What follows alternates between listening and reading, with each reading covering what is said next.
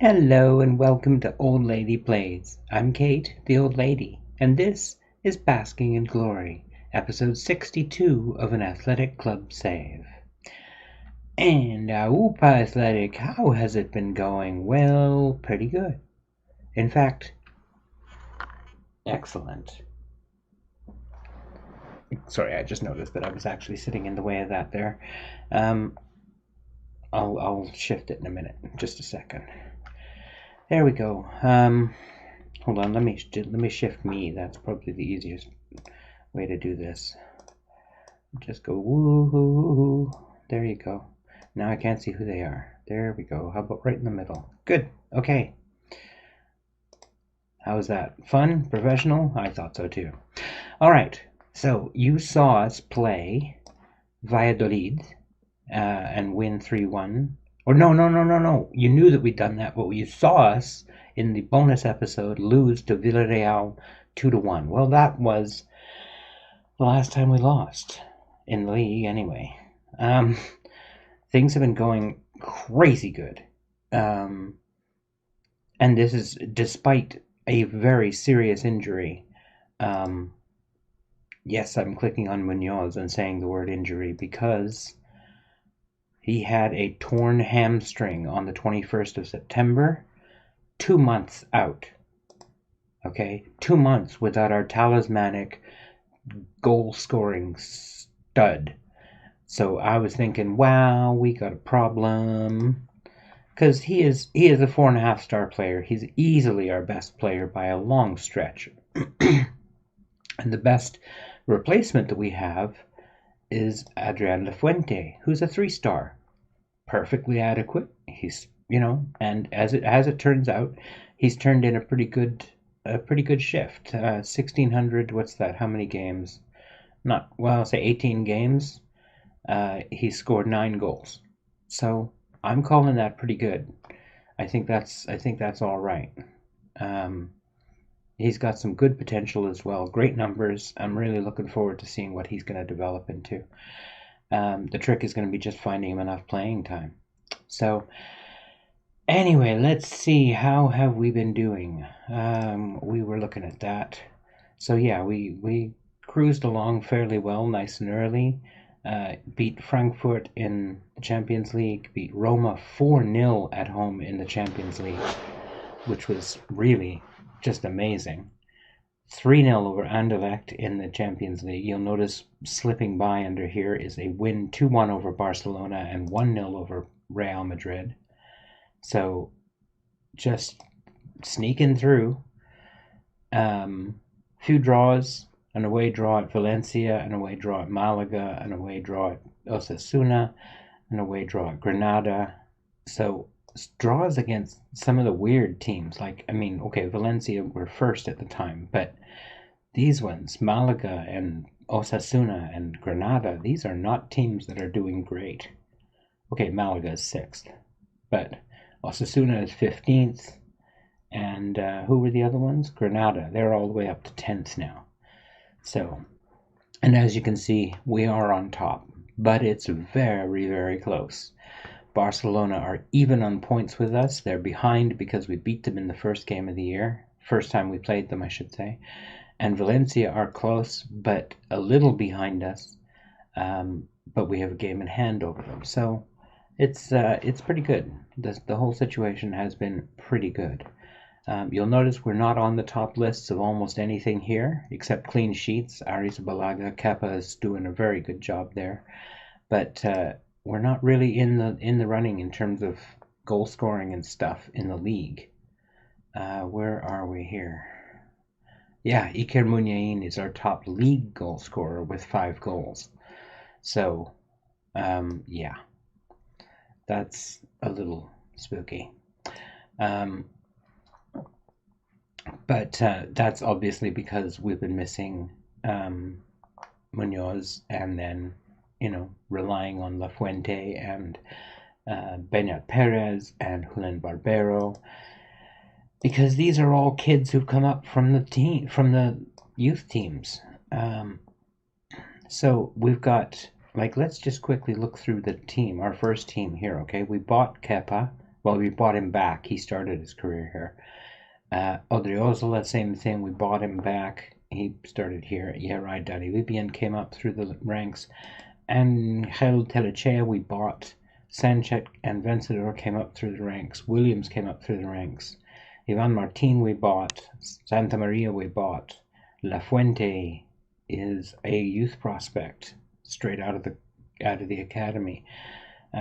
Delgado is a youth prospect. Nunez is a youth prospect. Kevin Rodriguez is a purchase. Secunza is a prospect. Manolo is a prospect.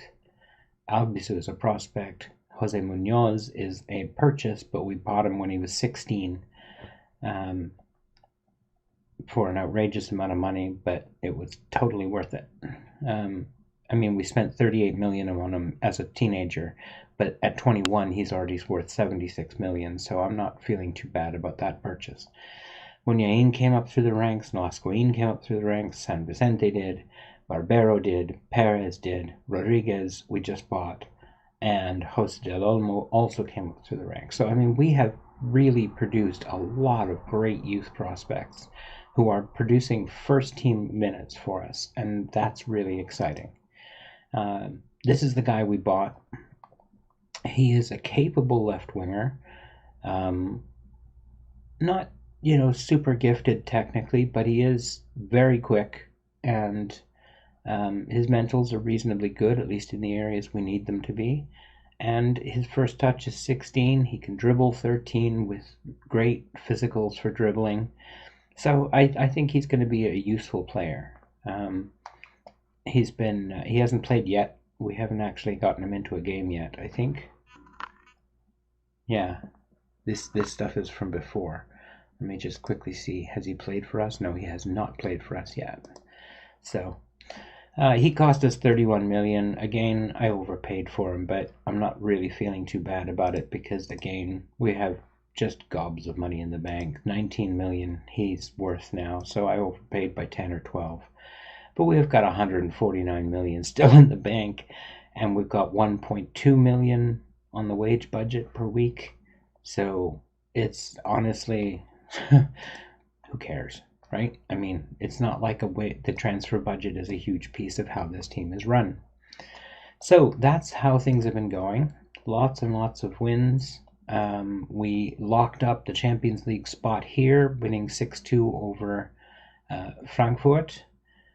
We then managed to finish up by losing to Roma, but we still ended up in first place, I should say, because of the 5 wins we had going into that match. We drew Borussia Dortmund in the next round. That should be interesting. I think it's doable. It's going to be a challenge, but it's doable. Notice that the English teams, Tottenham, Man City, Arsenal, and Liverpool, all have come through as first in their group, because the teams that came second are all home in the first leg. So these guys all came second, these guys all came first. Kind of impressive. Anyway, so that's how things have been going there. I've got a couple of things that I'm going to show you in a minute. Yeah, so that's kind of how it's gone. We might call it very, very well. The dynamics are off the charts. Everything is happy. Ivan Martin wants to go out on loan for playing time. He's been moaning about playing time. I've got a promise out. He's pleased with his playing time, so I'm not too worried about that. Jose Ramon Munoz was promised playing time when he got back from injury. He's happy with it. Victor, we're having a hard time finding a loan move for him. It's been, quite a while since we put him on the list, and our loan manager just is not able to get him out. I will cut away now and show you a couple of clips I recorded earlier with bits and pieces that we picked up along the way. Bye. Just another little thing here. We just got to the end of the year, and check out these awards. Diogo Costa has won the World Goalkeeper of the Year, blah, blah, blah. Marc-Andre ter Stegen of Barcelona was some way off in second place with Bilbao's Kepa Arrizabalaga, third in the race. That's pretty cool. All right. Our goalkeeper won. It came third in goalkeeper of the year, world goalkeeper of the year.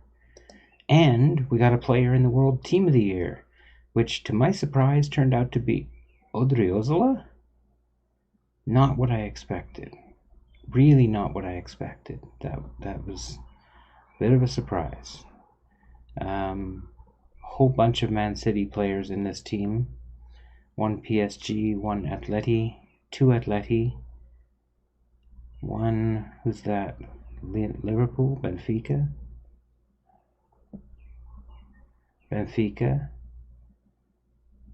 Oriol from Manchester United, and Barca, Man City, Barca, Liverpool, PSG. So I can't believe we got a player in the team of the year. That's really cool. I don't think I've ever had that before.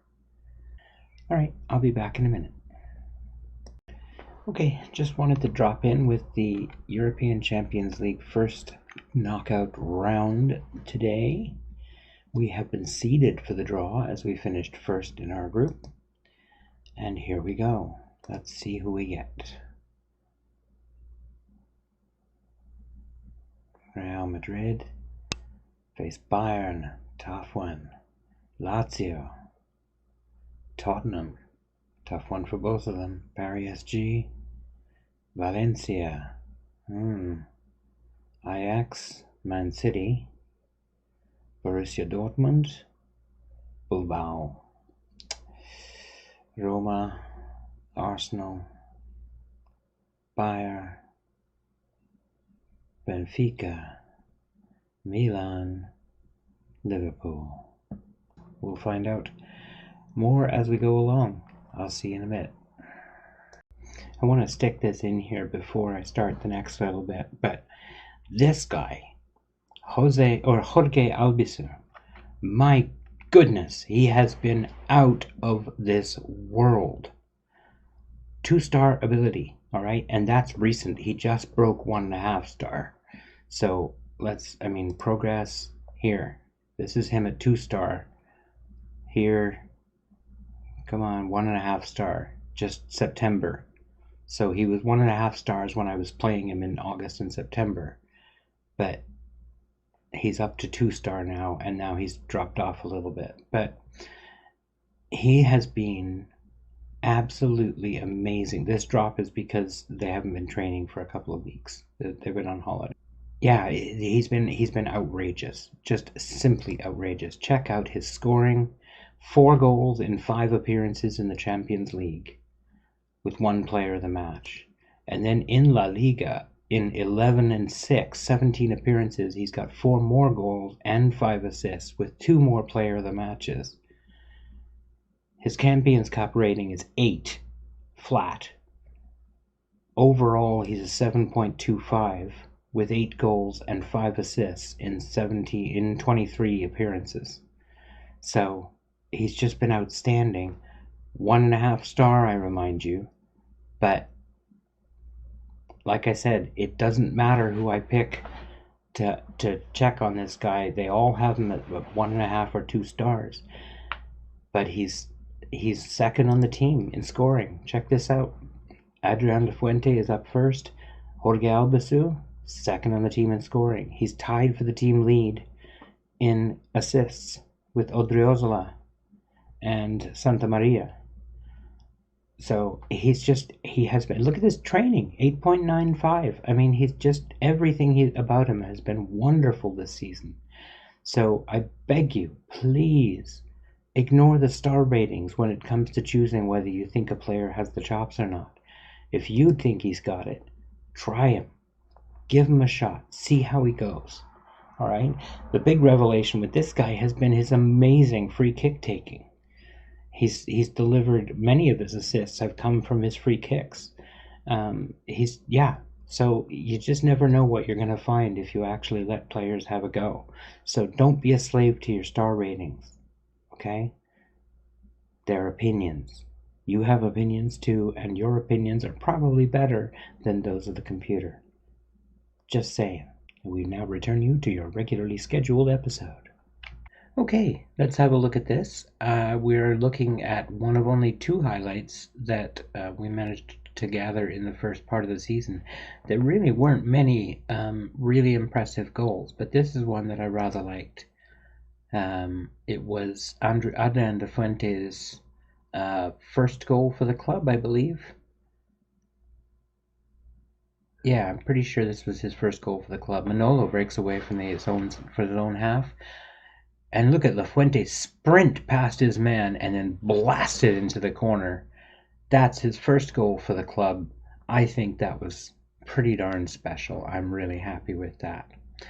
Now, the other one was in game 8 against Vigo. This one here. And it was a save in the 71st minute. All right, let's just get us in there. Pop that open. And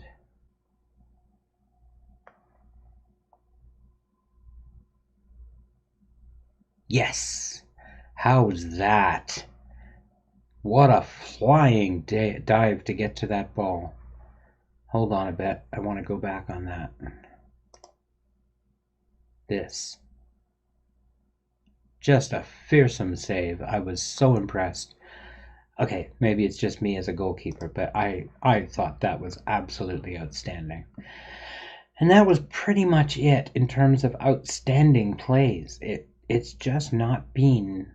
I mean, you can see we've been grinding out a lot of 2-0 and 1-0 wins. 2-0, 2-1, 1-0, 2-0, 1-1, 1-0, 1-0, 1-0, 2-0, 2-0, 1-0. You know what I mean? It's just we've just been grinding out these small results, and there just haven't been a whole lot of highlights. It's kind of sucky, but there it is. I think that's largely everything we wanted to look at for today. I'm not going to play a game because it's going to take us well beyond the time that I want to make for this episode. So yeah, there you go. I think that's going to pretty much do it for this episode. We are going to look ahead to come back at the end of the season, hopefully carrying our shield or on it. That is to say, either winning it or, dying trying. Yeah, we'll see how we get on. We're exactly at the halfway point of the season. I did want to point this out. This is rather good. We're on 46 points after 19 games. Last year, let me see. Last year, 91 points won the league, and we had 84. So we're on course for 92 at the moment. That's pretty good. 92 has won the league comfortably in the last several years. So that's life. Anyway, that'll do. I will see you again at the end of the season. Possible I'll jump on some live streams this week and play a little bit, so keep your eyes open for that. If I do, it will be probably in the early afternoon my time, so probably around the dinner hour and maybe, a little couple of hours after. In that range is when I'll be going live. Anyway, I hope you have a great day and take care.